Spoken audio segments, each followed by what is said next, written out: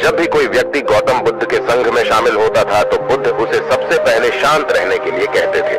ध्यान की अवस्था में जाने से पहले उस भिक्षु को शांत रहना सिखाया जाता था। आज के दौर में हर तरफ सौरी शोर है। इसकी वजह से दिमाग में तनाव पैदा होना लाजमी है। ऐसे में अगर आप हर रोज कुछ देर मौन रहने का अभ्यास करते हैं तो इससे आपके तनाव पैदा होने वाले हार्मोन के लेवल में कमी आती है। इससे आपका दिमाग शांत होता है, गुस्सा नियंत्रित रहता है और तनाव बढ़ाने वाले हार्मोन्स का लेवल घटता है। आज के इस वीडियो में हम जानेंगे कि किन मौकों पर हमें शांत रहना है और किन मौकों पर हमें बोलना है और शांत रहने से हमारे अंदर क्या बदलाव आ सकता है। दोस्तों, संध्या काल का समय था। गुरु अपने सभी शिष्यों को बुलाते हैं और कहते हैं, कल सुबह सब लोग नदी में स्नान करने के बाद तुरंत हमारी कुटिया के सामने उपस्थित हो जाना। सभी इसी से हैरान रह जाते हैं कि हम लोगों ने कुछ गलती की है क्या, लेकिन गुस्से से यह कहते हैं कि हो सकता है कि गुरुजी कल सुबह कुछ अच्छी बात बताने वाले हैं। सब लोग रात को सही समय पर सो जाते हैं और सुबह उठकर सभी लोग नदी में स्नान करने के बाद वापस गुरुजी के सामने उपस्थित हो जाते हैं। गुरु कहते हैं, आज हम तुम सबको चुप रहने के फायदे के बारे में बताऊंगा। गुरु कहते हैं, 10 मौके जहां पर चुप रहने से होता है लाभ और बोलने से नुकसान। गुरु कहते हैं, अगर आप इन 10 मौकों पर शांत हो गए यानी मौन हो गए तो आप जो चाहेंगे वही मिल जाएगा। आपकी जिंदगी में चमत्कारिक बदलाव शुरू हो जाएंगे। जरूरत से ज्यादा बोलना या चुप रहना दोनों ही अच्छी बात नहीं है। जैसे जरूरत से ज्यादा बारिश हो जाना या फिर धूप दोनों ही दिक्कत देती है, उसी तरह अनावश्यक बोलने से भी काफी नुकसान होता है। गुरु कहते हैं कि पहला ऐसा मौका जहां पर व्यक्ति को चुप रहना चाहिए, बिना तथ्य के ना बोले। गुरु ने कहा, अगर आपके पास कोई तथ्य नहीं है तो वहां चुप रहने में ही भलाई है। चुप बैठने से दिमाग में नई कोशिकाओं का निर्माण होता है और इससे ज्ञान की वृद्धि होती है। बोलने में भलाई वही है जहां आपको किसी चीज के बारे में पूरा ज्ञान हो। अगर आप बिना तथ्य के कहीं बोलते हैं या फिर बेवजह बोलते हैं तो आपका वहां मजाक भी बन सकता है। अगर आपके पास पर्याप्त जानकारी नहीं है, ऐसी जगह पर बोलने से आपका मजाक तो बनी रहेगी, साथ ही साथ लोगों का भरोसा भी आपसे उठने लगेगा। इसलिए ऐसी जगह पर शांत रहो जहां तुम्हें पता ना हो कि क्या बोलना है क्या नहीं। कई बार कुछ लोग ऐसे होते हैं जो हर जगह अपनी उपस्थिति बताने लगते हैं। उन्हें पता नहीं होता है कि हमें क्या बोलना है, लेकिन फिर भी बोलते जाते हैं और फिर बाद में दूसरे लोग उनके जाने के बाद उनका मजाक उड़ाते हैं। जब तक आपको उस तथ्य के बारे में अच्छा ज्ञान नहीं है, उसके बारे में पता नहीं है, तो वहां चुप रहना ही ज्यादा समझदारी है। गुरु ने कहा, दूसरा ऐसा मौका जहां पर व्यक्ति को चुप रहना चाहिए। शब्दों से न पहुंचे ठेस, अगर आपके शब्द किसी को मानसिक ठेस पहुंचा रहे हैं तो वहां चुप हो जाना चाहिए। कमजोर व्यक्ति के बारे में कुछ भी बोलकर आप महान नहीं बन सकते हैं। महान आप किसी कमजोर का साथ देने में बनेंगे। कई बार होता है कुछ लोग अपने से छोटे व्यक्ति को भला बुरा कहते रहते हैं। सामने वाला इंसान तो कद से आपसे छोटा है, वह आपको कुछ नहीं बोलेगा, लेकिन आप उसकी नजरों में गिरते चले जाएंगे। हो सकता है कि कल वह भी आपसे पद में बड़ा हो जाए। पद में आपसे जब वह बड़ा हो जाएगा तो आज जो रवैया आपका उसके साथ है, आने वाले समय में वह भी आपके साथ वही करेगा। आप किसी को नीचा दिखाकर बड़ा नहीं बन सकते हैं।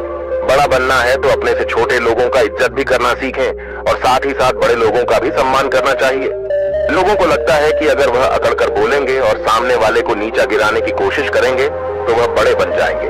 तो यह उन सब की भूल है। बड़े होने की बजाय आप उनकी नजरों में गिरते चले जाएंगे। गुरु ने आगे कहा, इसलिए शिष्यों, तुम सब जब भी बोलना आदर भाव से बोलना ताकि तुम्हारी बात लोगों को अच्छी लगे। बोलने में भाई बहन, माता पिता, मित्र इत्यादि संबोधन शब्दों का इस्तेमाल जरूर करना। इससे तुम्हारी मान प्रतिष्ठा तो बढ़ेगी ही, साथ ही साथ लोगों की नजरों में तुम समझदार व्यक्ति बनते जाओगे। गुरु ने आगे कहा, तीसरा मौका जहां पर व्यक्ति को चुप रहने में ही भलाई है। क्रोध या घृणा करने वाले लोग, जब कोई अपना या सगा संबंधी आप पर क्रोध कर रहा हो, आपका अपमान कर रहा हो, तो आपको उस वक्त चुप रहना चाहिए ताकि सामने वाले का गुब्बारा पूरी तरह से फट जाए। आप यदि सही हैं तो उसे कतई माफीनामा गए और चुप रहकर ही सही समय का इंतजार करें। वह खुद आपसे माफी मांग लेगा जब उसे अपनी गलती का एहसास हो जाएगा। गुरु आगे कहते हैं कि अगर आपका कोई सगा संबंधी आप पर क्रोध कर रहा हो और आप उस समय शांत हैं, तो यह आदर सम्मान देने की निशानी होती है। इससे न कोई छोटा होता है और न ही बड़ा। अगर आपको क्रोध आ रहा है तो आप या तो वहां से किसी का अनादर किए बिना चले जाएं या फिर चुप रहें। क्रोध क्रोध करने से आपके रिश्ते खराब होंगे। क्रोध करने से हमेशा क्रोध करने वाले व्यक्ति का ही बुरा होता है। गुरु आगे कहते हैं कि एक बार की बात है, एक सांप जंगल से भागते हुए किसी राजा के घर में पहुंच गया। लोगों ने छेड़खानी की तो वह बहुत ही गुस्सा हो गया, जिससे घर में जो तलवार पड़ी हुई थी उसी को लपेटकर कसने लगा और धीरे धीरे उसका पूरा शरीर कट गया। ठीक उसी प्रकार हमारा गुस्सा भी हमारे शरीर को तलवार की भांति काटता रहता है। गुस्सा ध्यान से खत्म होता है प्रतिदिन। अगर आप ध्यान की मुद्रा में बैठे हैं तो आपका गुस्सा आपके नियंत्रण में रहेगा। गुरु आगे कहते हैं कि यह तरीका है कि आप प्रतिदिन ध्यान का अभ्यास करें। इससे आपके शरीर में जो हार्मोन्स गुस्से को बढ़ावा देते हैं वह सब तुम्हारे नियंत्रण में रहेंगे, जिससे शरीर गुस्से पर आसानी तुम्हारा से काबू पा लेगा। लेकिन एक तरीका यह भी है कि जब भी आपको गुस्सा आए तो आप यह समझने का प्रयास करो कि क्या मेरा गुस्सा जायज है या नहीं। हमें वहां पर बोलना चाहिए कि नहीं। जब आप खुद इस बात का आकलन लगा पाएंगे तो आपको खुद पता चल जाएगा कि हमें गुस्सा करना चाहिए या नहीं। फिर भी आपको गुस्सा आ रहा है तो आप वहां से हटने का प्रयास करें, वहां से दूर चले जाएं। धीरे धीरे समय के साथ आपका दिमाग शांत हो जाएगा। गुरु ने कहा, चौथा ऐसा मौका जहां पर इंसान को बहुत ही समझदारी के साथ काम लेना चाहिए, वहां पर आपको चुप रहना ही चाहिए, जहां पर उस मुद्दे से आपका कोई संबंध ना हो। अगर आपका किसी मुद्दे से कोई संबंध ना हो तो वहां आपका चुप रहना बनता है। बिना किसी वजह अगर आप दूसरे के मुद्दे पर बोलेंगे तो यह आपके लिए अनिष्टकारी होगा। इसमें केवल और केवल आपका ही नुकसान है। जल्द ही आप किसी दो लोगों के बीच हो रहे विवाद में जल्दी अपनी टांग न डालें। अगर सामने वाला आपको बुला रहा है अपना झगड़ा शांत करवाने के लिए तो ही आप वहां पर जाएं। किसी की व्यक्तिगत जिंदगी में दखल अंदाजी नहीं देनी चाहिए जब तक कि वह व्यक्ति आपको नहीं बुलाता है। अपने झगड़े को शांत करवाने के लिए कुछ लोग फालतू में दूसरे के विवाद में कूद पड़ते हैं। इससे उनके मान सम्मान मर्यादा पर लोग उंगली उठाने लगते हैं। गुरु कहते हैं कि 10 मौकों में 5वां ऐसा मौका जहां पर व्यक्ति को बहुत ही समझदारी के साथ चुप रहना चाहिए। आपके शब्दों से किसी मित्र को हानि न पहुंचे।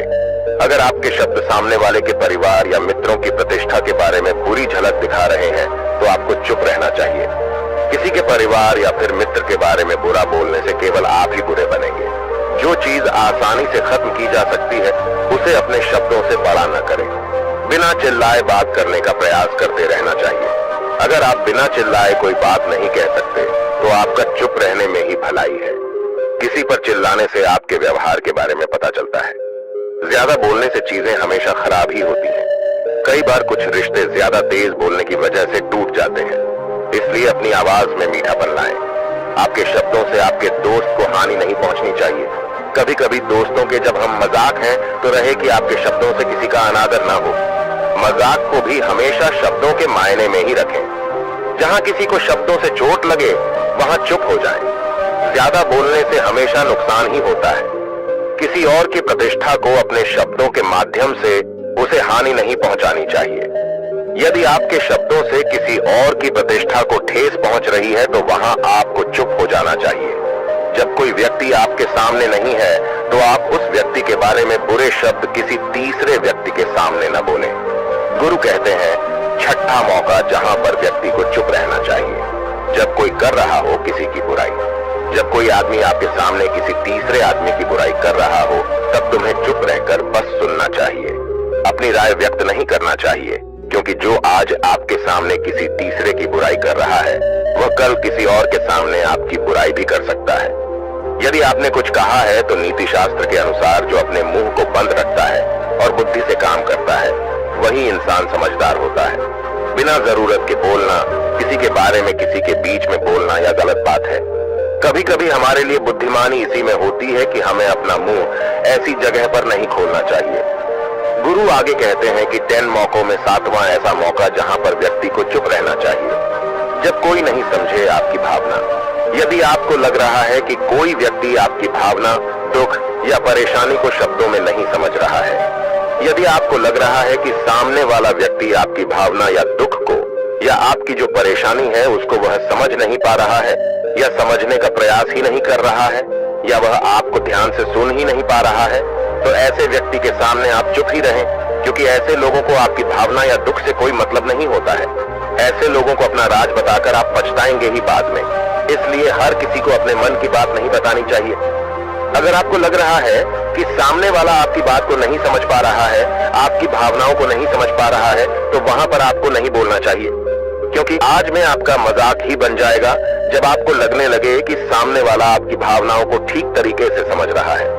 आप जो कह रहे हैं वह ठीक से सुन रहा है, तभी आप उसे अपनी बात कहें। गुरु कहते हैं कि 8वां मौका जहां पर आपको चुप रहना चाहिए, जब कोई इंसान अपना दुख व्यक्त करे।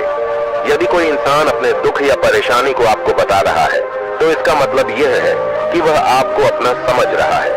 ऐसे में तुरंत ही उसे समाधान बताने के बजाय चुप रहकर उसके दुख या समस्या को सुने। उसके दुख या समस्या को किसी और को न बताएं। वह इसलिए नहीं बता रहा है कि उसकी समस्याओं का समाधान कर देंगे, बल्कि वह इसलिए भी बता रहा है कि सामने वाला उसकी बात को समझ रहा है। कई बार बताने से दुख कम हो जाते हैं। आपको अपना दुख इसलिए बता रहा होगा कि उसे लग रहा है कि आप उसकी बात को समझ रहे हैं। दुख बांटने से कम हो जाता है। इसलिए जब कोई व्यक्ति अपना दुख आपसे व्यक्त करे, तो आप चुप मारकर उसकी बात को बहुत ही ध्यान से सुने, ताकि उसके दुख कम हो जाएं। उसके मन का बोझ हल्का हो जाए, क्योंकि उसके मन में जो भी बातें थी वह आपको सब बता दिया। गुरु आगे कहते हैं कि 10 जगहों में 9 ही ऐसी जगह जहां पर आपको चुप रहना चाहिए। जहां पर दुष्ट प्रकृति के लोग रह रहे हों और गाली गलौज कर रहे हों, तो आप वहां पर मत जाइए। ऐसी जगहों से आप चुपचाप निकल जाएं, अर्थात अपनी प्रतिक्रिया दिए बिना आप वहां से चले जाएं, क्योंकि जिसकी जुबान खराब होती है, जो दुष्ट प्रकृति के लोग होते हैं, उनको आप ऐसे समय में नहीं समझा सकते हैं। जब उनका दिमाग पूरी तरह से शांत हो जाए, तभी वह आपकी बात सुनेंगे। इसलिए जहां पर दुष्ट प्रकृति के लोगों आपकी बात को न मानते हो और न ही सुनते हो, तो आपको वहां पर नहीं बोलना चाहिए। गुरु कहते हैं कि 10 माह ऐसा मौका जहां पर आपको शांत हो जाना चाहिए। अपनी सफलता का राज हर किसी को न बताएं। कई बार होता है कि कुछ लोग जो सफलता को बहुत ही जल्दी अर्जित कर लेते हैं, वे हर जगह अपनी सफलता का ढिंढोरा पीटने लगते हैं। ऐसे में क्या होता है कि कई लोग आपकी सफलता से खुश नहीं होते हैं। अगर आप अपनी सफलता का जबरदस्ती लोगों में ढिंढोरा पिटवा रहे हैं, तो लोगों की नकारात्मक ऊर्जा आपको प्रभावित कर सकती है। जब आप सफल होंगे तो सबको पता चल जाएगा कि आप सफल हो गए हैं। ढिंढोरा पीटने से नुकसान आपका ही होगा। इतना कहकर गुरु ने कहा, शिष्यों, आज के लिए बस इतना ही। अगर तुम सब मेरी इन 10 बातों को अपने जीवन में अपना लेते हो, तो तुम सब काफी हद तक परेशानियों से बचे रहोगे। यहाँ से जाने के बाद मेरी यह बातें आपके जीवन किसी वरदान से कम साबित नहीं होंगी। दोस्तों, मुझे उम्मीद है इस वीडियो से आपको बहुत कुछ सीखने को मिला होगा। अगर आप नए हो तो हमसे जुड़ने के लिए इस चैनल को सब्सक्राइब करना मत भूलिएगा।